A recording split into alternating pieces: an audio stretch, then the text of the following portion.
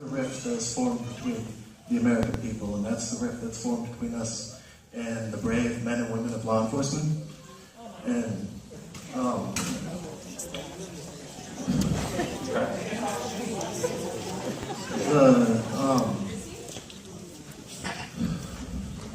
Go for it. I got a lot to say on the this. animosity on both sides of the rift has grown to start to dehumanize members of both camps in the eyes of the others. And what would you do to, what bills would you seek to be established that would lessen that rift and unite our men and women of law enforcement? Good question. So, I think over the last 5, 8 years, 10 years or so, there's been definite incidents that have changed the way we think. I can tell you my third day on LAPD was Rodney King. So I was in the neighboring division when that happened. I wasn't at that incident, but so my whole career was after that had happened. These things happen in our country, and they do start to build a rift, maybe in that community. We've seen several of them over the last, I won't say several of them, but we've seen many of them over the last 5, 10 years. And I think the advent of social media has made it easier for us to see things and know something has happened very quickly. When I was growing up, if something happened, you had to wait until the 11 o'clock news or read it in the paper the next day. Now my sons can see it on YouTube within 5 minutes. So I think that has changed the way that the law enforcement community and the community can be seen, because it can be seen so quickly. But the law enforcement community first does a very tough job. They protect me and my family every day. I thank the good Lord for it.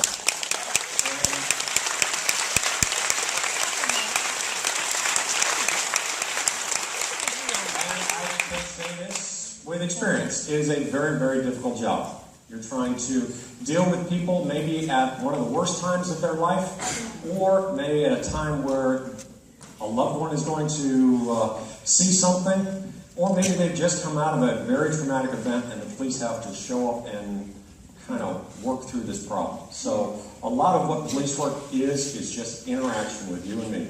And but I would say on a daily basis that 99,999 out of 100,000, the law enforcement community goes out and does a very, very difficult job in very trying circumstances and does it perfectly. Yeah!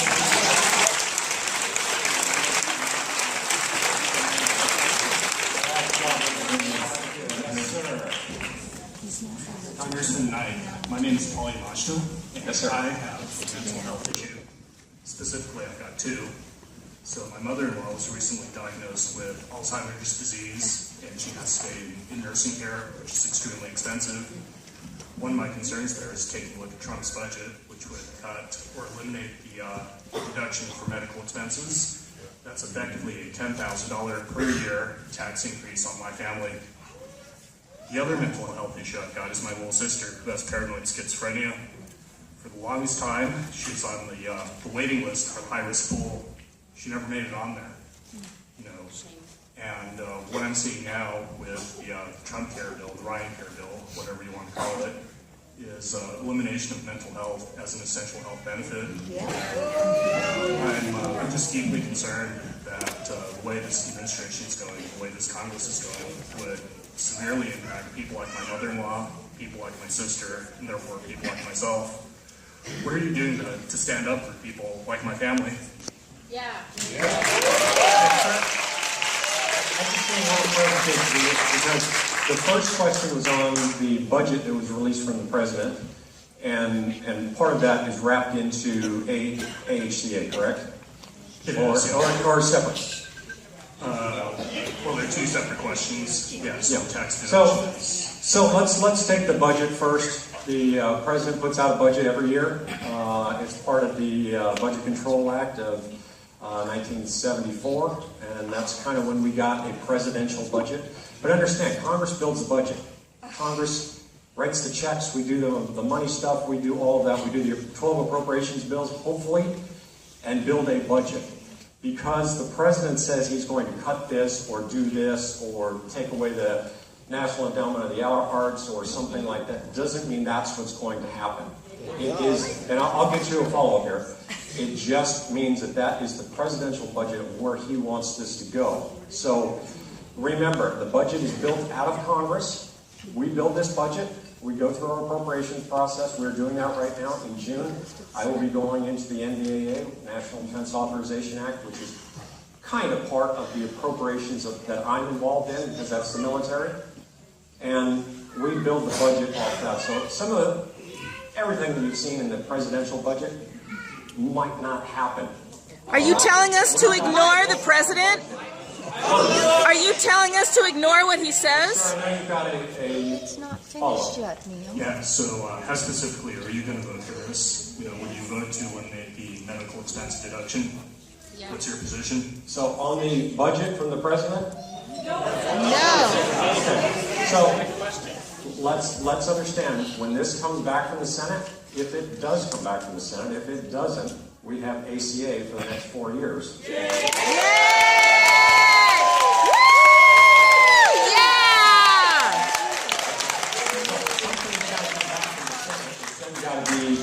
Work together before anything goes to the president. So that's number one. Secondly, I think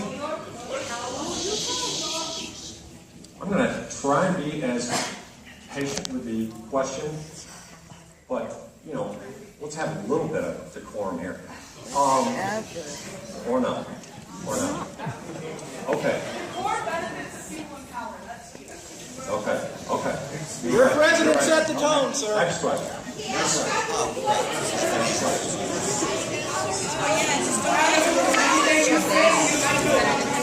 room full of babies. Is this a room full of children? It's a bunch of babies. My name is Erin Miller, and I'm actually just going to speak back to a comment you made earlier about the fiduciary rule, which wasn't the question that had been asked of you, but was something you wanted to speak about. And you said, you've read the rule, you know, people here haven't, so let me tell you what it's about. Okay. And so just as an FYI, I have an MBA from UCLA, and I'm the CFO of a company that works with kids with learning disabilities. I am familiar with that. And what you said that it's about is an egregious misrepresentation.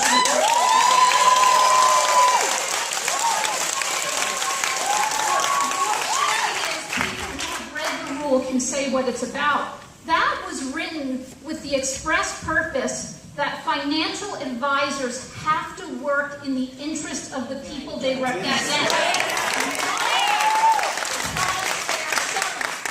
That's what that rule is about. And you're sitting up there and saying to the people who haven't read it, no, it means something else, I think really represents what you are about. Yeah!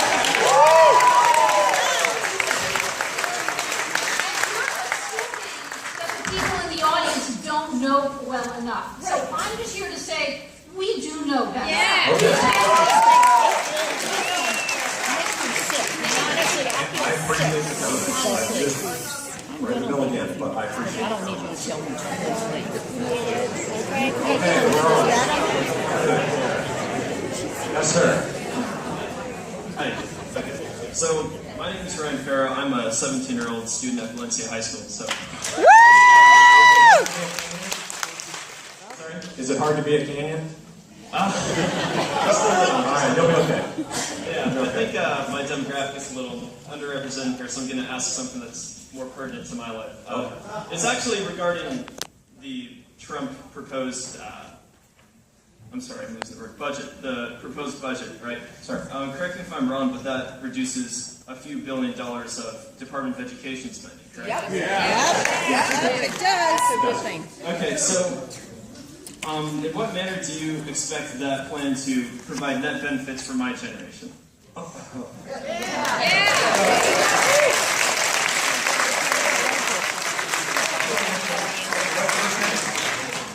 What's your first name?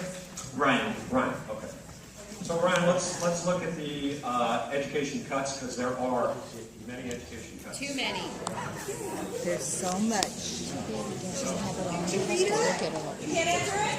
I absolutely can answer it. Absolutely can.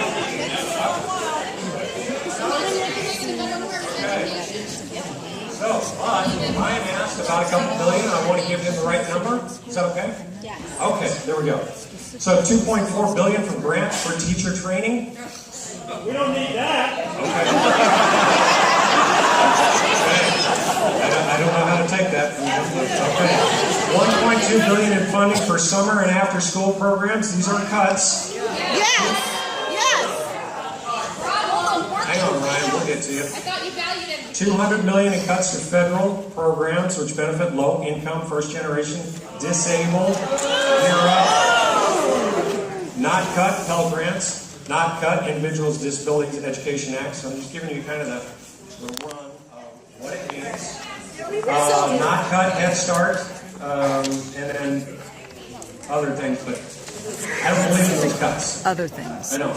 Education is a part of education.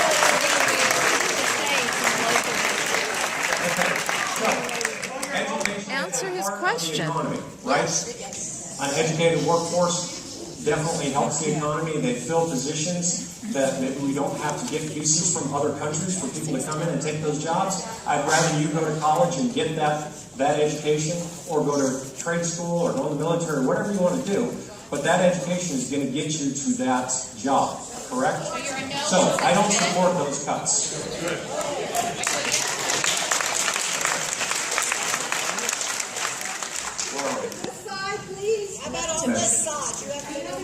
Okay, we'll get over this side.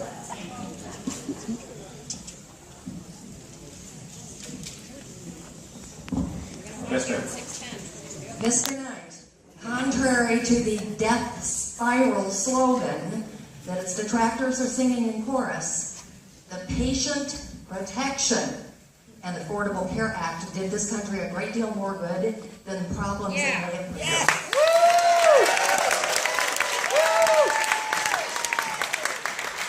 Your constituents would have been much better served by congressional efforts to improve and enhance. Absolutely.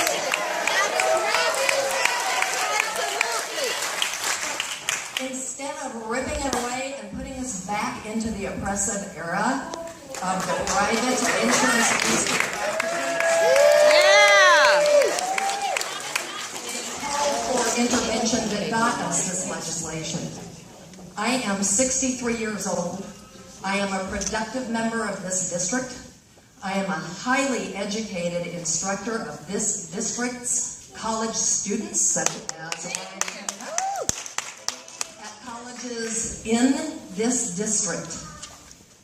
My employer has followed a national model of hiring up to 75% of its faculty as part-timers so that they can avoid giving us benefits. I have sat across the bargaining table from a representative of that employer who looked me in the eye and said, "We are not giving you a path to health care because we don't have to." My husband is 76 years old. He is a productive member of this district. He works full-time at a highly stressful job to get employer-provided benefits so that we are protected from medical catastrophes or the possibility of medically induced bankruptcy. You worked on legislation and then voted for it to take that protection away from us. His employer-provided protection will vanish under the corporate profit instead of patient protection and unaffordable health care act. My husband has a very well-managed atrial fibrillation. It's managed with inexpensive medication. He has sleep apnea. He uses a CPAP machine. Pre-existing condition, no insurance for him. I have a small ulcer at present. I was once diagnosed with a mild respiratory obstruction. I had a C-section 32 years ago.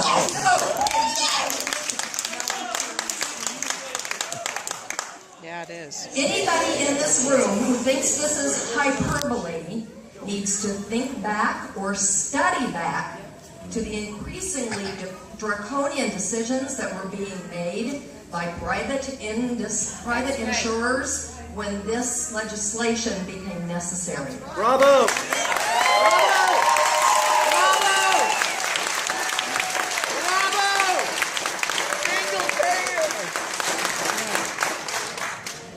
Should my husband retire?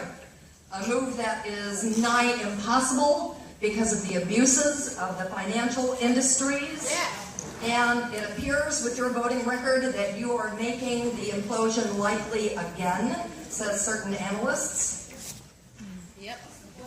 The Patient Protection and Affordable Care Act was our hope for protection for our senior years, indeed for the rest of our lives. My question to you is why you would deliberately take that protection away from potential 15% of your adult constituents in your district. I am not some undeserving ne'er-do-well leeching off society in your district. Neither is my husband, and neither are the 15% of adult constituents. Republicans, Democrats, conservatives, progressives, liberals, independents, or apolitical people whom your legislation and your vote for it slapped in the face.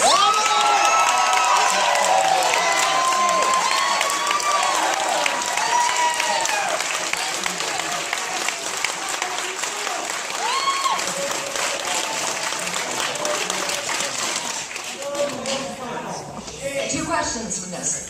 Why did you deliberately act to do us substantial and potentially devastating harm?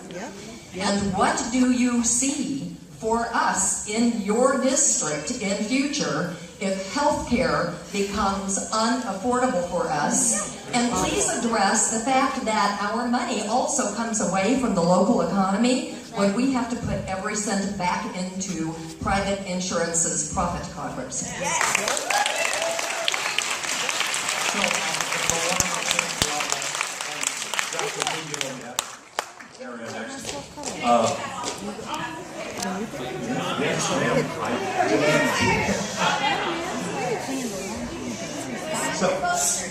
Okay, well then let her ask it. Sure, absolutely. Go ahead. Wait for the microphone.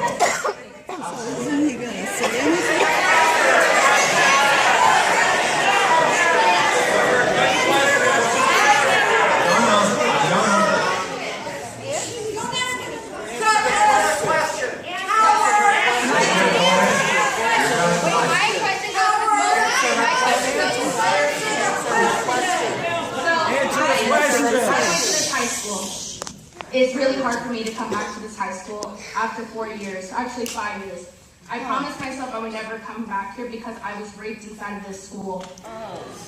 I understand that it is not exactly rape or sexual assault that becomes a pre-existing condition, but it becomes the symptoms.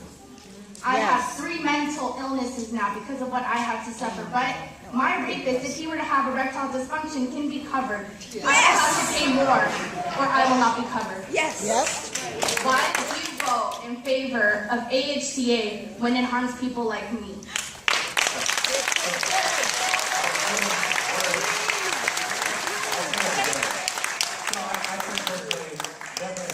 Between this crowd and me about where ACA was going and where AHCA will be going. I agree with that.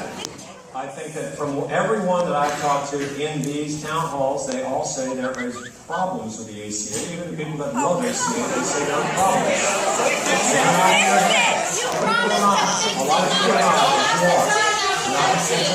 You work for us. If there is going to be a sustainable, affordable, accessible program, and we know that ACA will not be in 4 years, then we want to understand, this is a federal program. This is not a California program. This is a federal program. You work for us. We don't just disagree. You work for us.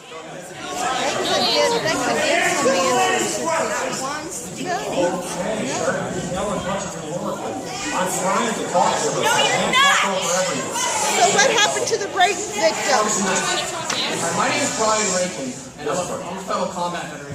Well, you didn't go into combat. I did not go to combat. Thank you. So clearly, you can see the disconnect here between people and you and the way that you vote. Yes.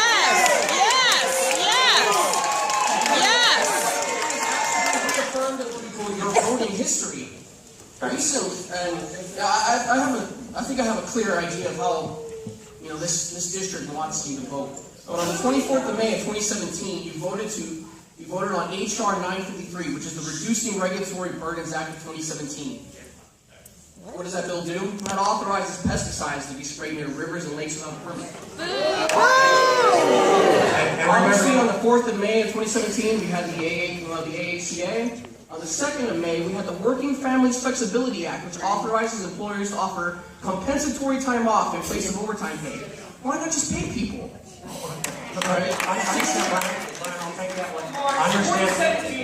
Let him talk. You said you wouldn't cut people off. Under the Veterans Second Amendment Protection Act, it authorizes the sale of firearms and ammunition to any veteran deemed mentally incompetent under subsection D, Chapter 4, Section 922, Title 18. That's also the possession of firearms and ammo. Having been in combat, I can tell you that people experience things. People go through things that disturb them to their core. My battle buddies who are sick and ill, I worked at Walter Reed and I've dealt with mental illness patients. They shouldn't have guns, sir.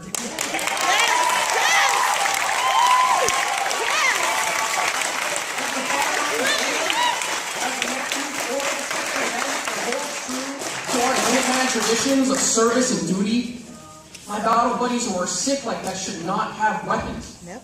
All right? Yep. There's another one.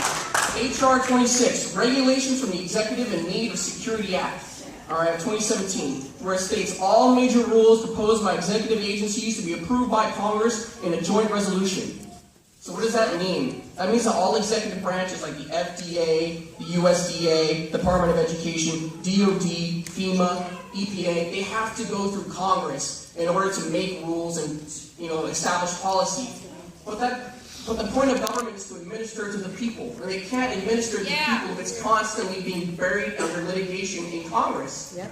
How can we administer if we don't help? So ultimately my question is, sir, is with the disconnect here and the way that you're voting, what is the justification for that? What justifies you voting against veterans? Against your boss. Okay, thank you, Brian. Thank you for your service. I agree that there is going to be things. There are going to be things that you disagree with my vote. There are. And there is going to be a group of people out in the district that are going to say, thank you for voting that way. There is. That is a...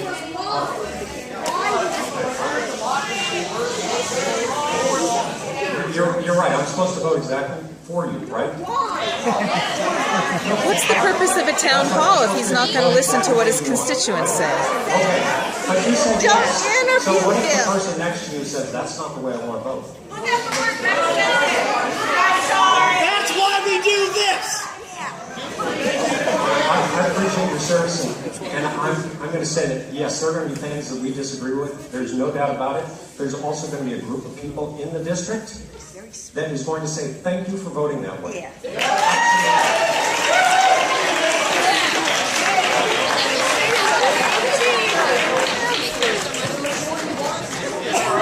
You're right. You're right, sir. Yes, sir. Yes, ma'am. This is so ridiculous.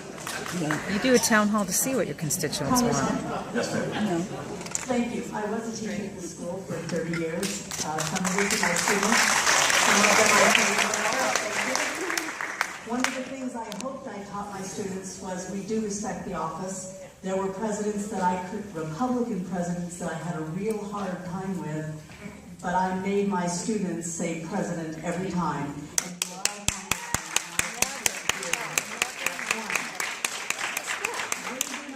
You and I do not agree on everything, but the majority of people in this district voted for you.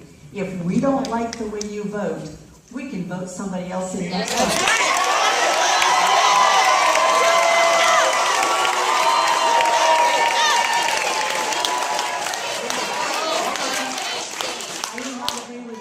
Vote, and that's probably okay because we're two different people. I will vote for you again, probably, unless you like that. I doubt that. I do want to address one thing that people talk about healthcare, and I do believe that a country as great as ours should have some sort of healthcare for everyone that is here. Right. I don't understand people that are my age or older, 65 or older. We're on Medicare. I'm sorry, I don't pay a dime, and my husband's had 7 heart attacks. We don't pay. You don't have to pay a thing. It's all picked up.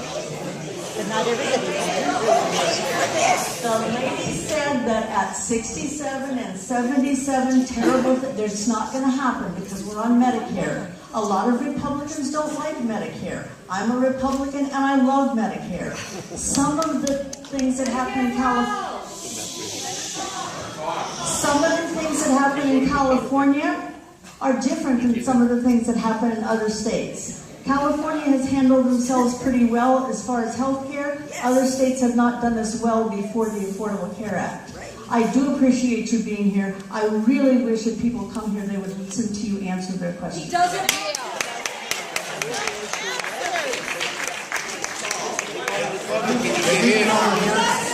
We're cool on that. Okay. Yes, sir. Canyon? Canyon High? No. So first of all, I'm not a very good public speaker, so I apologize in advance. But you're doing good. My name is Sam Walker. I'm a 7th grade learner at Santa Clarita Valley International Charter School, and I'm aware you voted yes on the American Health Care Act bill, a replacement for the Affordable Health Care Act that will cut Medicaid by approximately $850 million.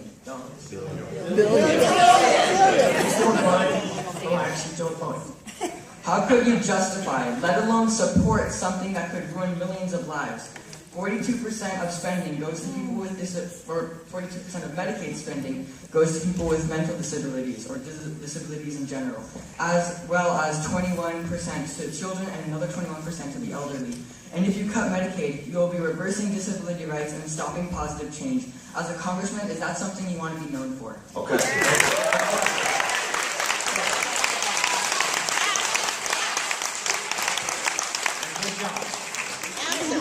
Remember, Medicaid was that before. Medicaid was that in the ACA and other things. Medicaid is that in the AHCA, and it continues on. So the disabled will stay under Medicaid. Pregnant women, elderly, kids, yes. So it will not change for those groups.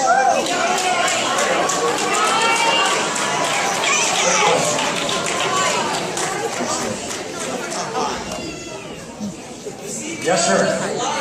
Hi, Congressman. My name is Ryan Snell. I live and own a business here in your district.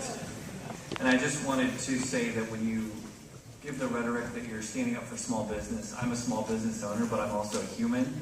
And I make my decisions not purely based on my pocketbook, but also looking at what's right and what's not. So clearly, the excuses that you're making for those decisions don't seem to have a whole lot of morals being brought into it. It's purely financial. Everything from the telecom convincing you guys to take away the internet privacy, which is absolutely ridiculous. Let me just say, Google, Yahoo, every company that you named provides a service at no cost. That's right. The cost is our privacy, and we can choose to not do business. You're right. You're right. With Google, with Facebook.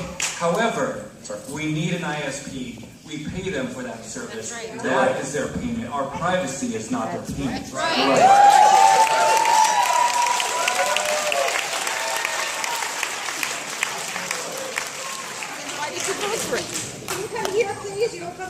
So I would like to know how you think that is the same, that a paid service is the same as another service that gives us benefits and where we're voluntarily acknowledging that our privacy is the payment for the services they have. And I'm not cutting you off. I understand the distinction. I do. That's why going back to the FCC and asking for a decision across the board seems to be the clearest way to do this. And again, if we don't, then a lot of people are not as educated as you or don't know what happens with their information that can be sold. And they don't know that maybe this company does it and this company doesn't. They don't know. Okay, yes, ma'am. So Congressman, okay. I guess she's got a question. Excuse me, Congressman, so it's your honest opinion that vote was the absolute best way forward to protect your constituents? Yes. There's no better alternative. Well, let me take a ask you, look what at would that be the alternative? situation. What would be the alternative if we didn't go to the FCC and ask for clarification? What would be the alternative? It's not a law. It is a decision. It's not a law. So we're asking for a decision. Congressman, No, you're wrong. had you done absolutely nothing and had there been no legislation? Right. It would have stayed the same. It would have been a midnight regulation. Maybe they would know it. Maybe they wouldn't. Okay. But your constituents would be in a better position today.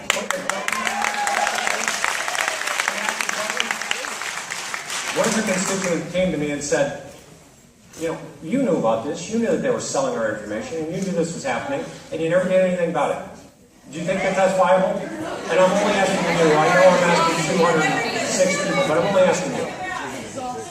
Is that viable or no? Every single company that you mentioned has a privacy policy that's agreed to before using that service. Only every single one. That is partially true. Only if you use that. You can go on there, onto the search engines, and your information can be out there, and they can sell that information. So I'm just asking you, as an educated person in this, to have the FCC give us a clarification across the board, why is that bad? If you use Google, and you don't have a Google account, you're some random dot in a billion users on the internet. They don't have your information to collect until you voluntarily... Let him answer! Sir, if you go on to Google right now and you buy a pair of shoes at DSW, guarantee you're going to start hitting these banners that are going to be shoes to sell. But they don't have your info. You know that's true. They don't have your identity. No. That's tied to the machine. You can clear those cookies, and they can't continue to track those following Okay, again, sir, you're an educated person in this. I'm not trying to get in an argument. And you are not, apparently, Mr. Knight.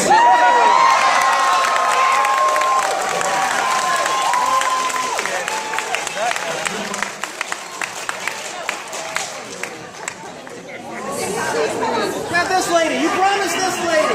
You promised this lady. My friend. Yelling at me is not going to get you what you want. Yeah, but you promised that lady. You promised that lady. And you know what, Joshua? I promised that lady. Yes, you did. So let's go to her. Thank you. Thank you. Go to her. And then go back. Who do we talk to? Yes, ma'am. Well, first of all, I do want to thank you for being here because I checked on Friday.